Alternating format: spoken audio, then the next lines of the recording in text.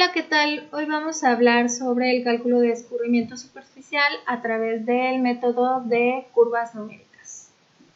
Bueno, para este caso es importante recordar qué es el escurrimiento.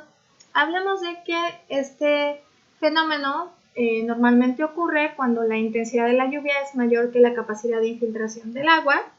Y pues lo que observamos es que normalmente en el suelo, por su rugosidad, existen ciertas depresiones sobre él. Una vez que estas se llenan o se acumula un exceso de agua sobre él, por acción de la pendiente, observamos que empieza a escurrir una pequeña lámina delgada y bueno, esta normalmente pues va en función de la pendiente. Los factores que afectan directamente el escurrimiento superficial pues es en primer lugar la lluvia, su cantidad, su duración, distribución espacial y temporal, básicamente inciden sobre ella. Y bueno, también las características del área de drenaje, que en este caso serían las características del suelo, como lo son la textura del suelo, la estructura del suelo y el contenido de materia orgánica. ¿Cómo se genera este proceso? Si nosotros estableciéramos esto como un sistema, hablando un poco de que los sistemas tienen entradas y salidas y lo viéramos desde ese punto de vista, veríamos que pues en este sistema establecido entre las relaciones agua, suelo, planta y atmósfera hay entradas y hay salidas, y quien básicamente genera la entrada es la precipitación. También puede haber por riego, pero aquí no nos vamos a abocar a esa parte, sino más bien al efecto de la precipitación. La precipitación es la manera en la que entra agua a este sistema. Sin embargo, también veríamos que existen pérdidas y la manera en la que se pierde el agua de este sistema es por acción de la evapotranspiración, que es la conjunción de dos eventos que ocurren simultáneamente, en este caso la evaporación por acción del suelo y la transpiración por acción de la vegetación. Y lo que veríamos es que se libera agua en forma de vapor a la atmósfera. Y bueno, también otra forma en la que se pierde agua en este sistema pues es por acción del drenaje, y este drenaje puede ser por permeabilidad, puede ser por infiltración o puede ser por escurrimiento. Y veríamos que básicamente relacionado con esta parte del escurrimiento, pues lo que veríamos es que este fenómeno se presenta cuando la velocidad de la infiltración es menor que la cantidad de agua que está cayendo en ese momento sobre la superficie del suelo, y entonces el agua empieza a escurrir en función de la pendiente. Veríamos que esta agua que escurre de manera superficial pues básicamente está formada por este flujo superficial cuando el suelo ya se encuentra saturado y no alcanza la velocidad de la infiltración, pero internamente también encontraríamos que a nivel subsuelo se da otro tipo de escurrimiento, y es al que se le conoce como escurrimiento subsuperficial o flujo hipodérmico, que está formado por este interflujo. Más abajo veríamos que a nivel subterráneo, también una vez que se pasa a este nivel freático, pues el agua también escurre y está formada por este flujo subterráneo. ¿Qué es lo que veríamos? Es que todos estos escurrimientos finalmente van a dar a los mantos acuíferos y son los encargados de la recarga de estos. Es importante considerar un poco las condiciones de humedad en el suelo. Veríamos que ante un evento de precipitación en donde la cantidad y la intensidad de la lluvia son fuertes, pues lo que ocurriría es que se llenan tanto macroporos como microporos, y entonces veríamos que el suelo se encuentra en la máxima capacidad, y entonces no hay espacio para que se dé este proceso de infiltración, y aquí justamente es donde se presenta el escurrimiento superficial, contrastante a lo que nosotros pensaríamos con un suelo seco, que normalmente el suelo seco solamente se lleva a cabo en una estufa, ya que el suelo necesita estar a una temperatura de 105 grados centígrados durante 3 días aproximadamente, o hasta que este tome peso constante, y esta condición solamente se logra en estufa. Contrastante con estas dos condiciones de humedad, también veríamos un poco o recordaríamos el concepto de capacidad de campo. En este caso, la capacidad de campo es la máxima cantidad de agua que el suelo puede retener, siempre y cuando ya hubo un proceso de drenaje en donde se liberan los macroporos y se llenan de aire, y los únicos que quedan llenos con agua son los microporos. Caso contrario de esta condición de humedad en el suelo sería el punto de marchitez permanente, en donde pues normalmente lo que observamos es suelo seco, tal y como nosotros lo vemos cuando es la temporada de estiaje. No es que se encuentre totalmente seco, lo que pasa es que el suelo o las partículas del suelo están rodeadas por una pequeña capa de agua, pues a esta agua se le conoce como agua higroscópica, que pues básicamente es una película muy delgada de agua que se encuentra detenida o adherida electrostáticamente a las partículas del suelo. Y es cuando nosotros normalmente en la temporada de estiaje pensamos que el suelo se encuentra en condiciones secas, porque lo que observamos es que normalmente la vegetación que está sobre él se marchita y muere. Bueno, nada más es importante mencionar que entre esta capacidad de campo, que es la máxima retención de humedad que el suelo puede tener, una vez que ya hubo una liberación de los macroporos, y entre el punto de marchitez permanente está esta película de agua, que es el agua disponible para la vegetación, y bueno, está muy relacionada con la textura del suelo. Veríamos que cuando la textura del suelo es arenosa, pues esta agua disponible es menor a comparación con lo que pasa cuando la textura del suelo es arcillosa, y veríamos que el agua disponible para la vegetación es mayor. Relacionado con esto, también si nosotros tratáramos de explicar cómo se genera este proceso del escurrimiento, veríamos que si lo vemos desde un punto de vista de un modelo conceptual, para que el escurrimiento se presente, la precipitación debe de ser mayor que la velocidad de la infiltración, y entonces, en presencia de la pendiente, el agua empieza a escurrir. ¿Cuáles son las características que nosotros tendríamos que considerar? Bueno, pues en primer lugar la cantidad y la intensidad de la lluvia. Obviamente entre mayor sea, pues es más factible que se presente este fenómeno. También la cobertura vegetal, entre menos haya vegetación, pues también es más factible que se presente este fenómeno. La propia rugosidad del terreno, ya que al haber mucha rugosidad, pues esto va a generar que haya interceptos y la velocidad del escurrimiento disminuiría. La textura del suelo, si es una arena, pues el agua se infiltra más rápido que una arcilla.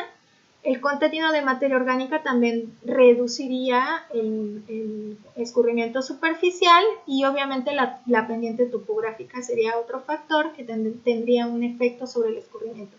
Relacionado con la pendiente, pues básicamente sería el ángulo de inclinación de la pendiente. A mayor ángulo, obviamente el escurrimiento sería mayor.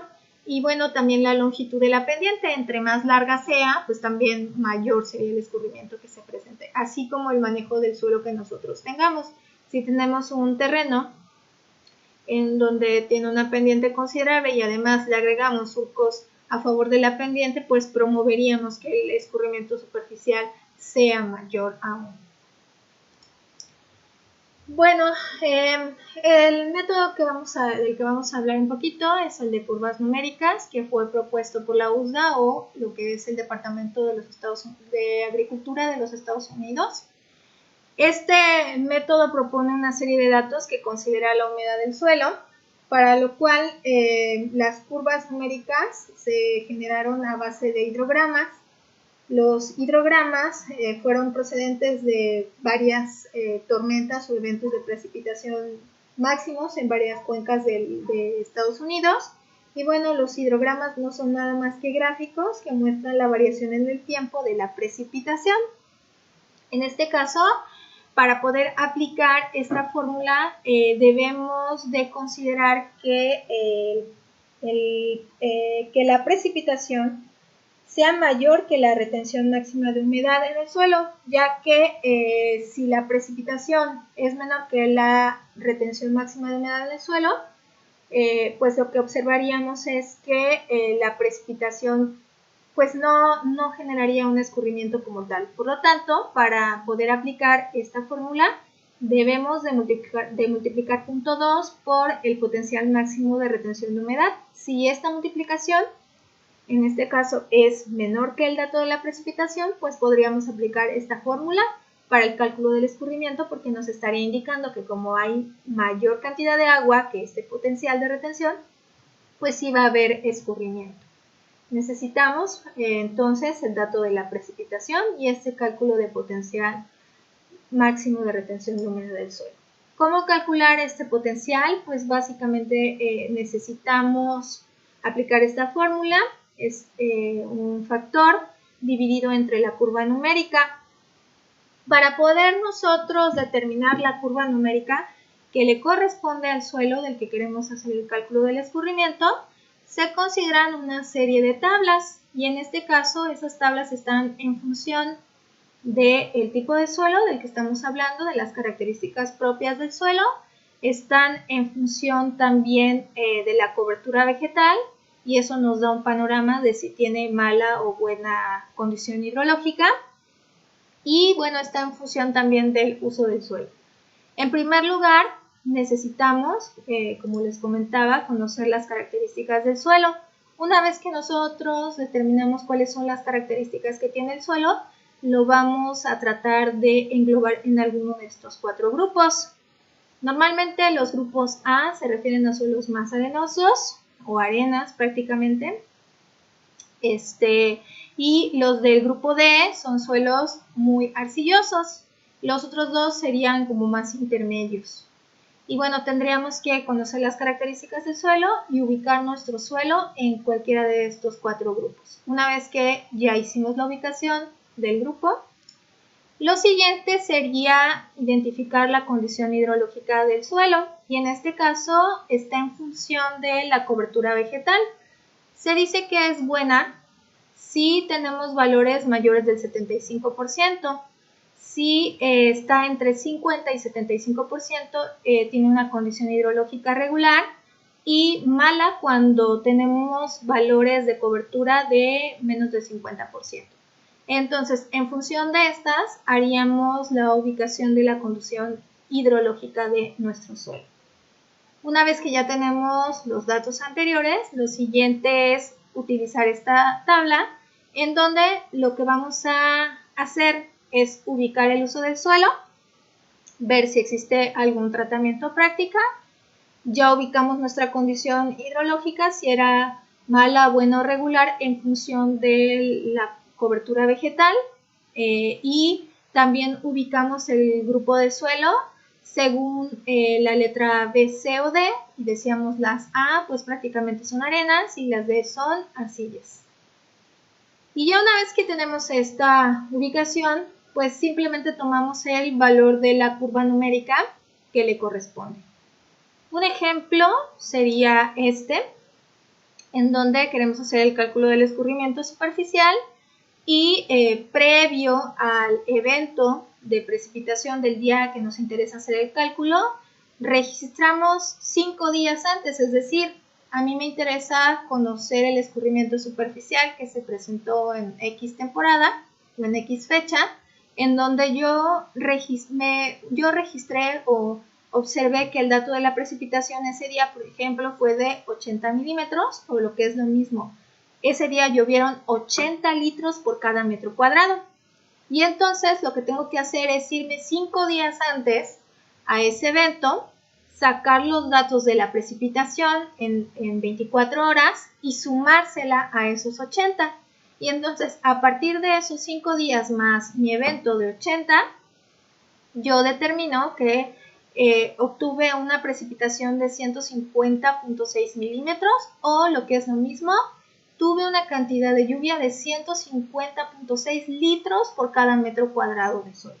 Y entonces determiné ya, tengo el uso del suelo, que es un pastizal, es silvestre, no estoy haciendo cultivo, ni estoy metiendo variedades mejoradas, ni leguminosas, ni nada.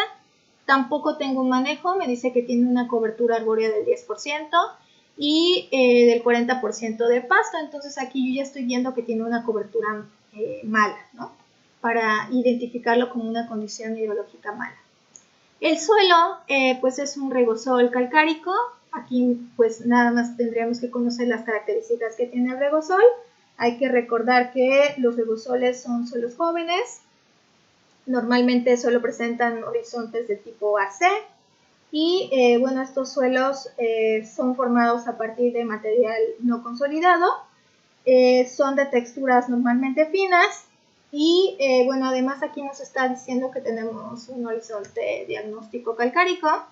Estos normalmente se presentan entre los 20 y 50 centímetros. Nos está indicando que tenemos carbonatos por ahí. Eso es lo que nos está indicando el horizonte calcárico.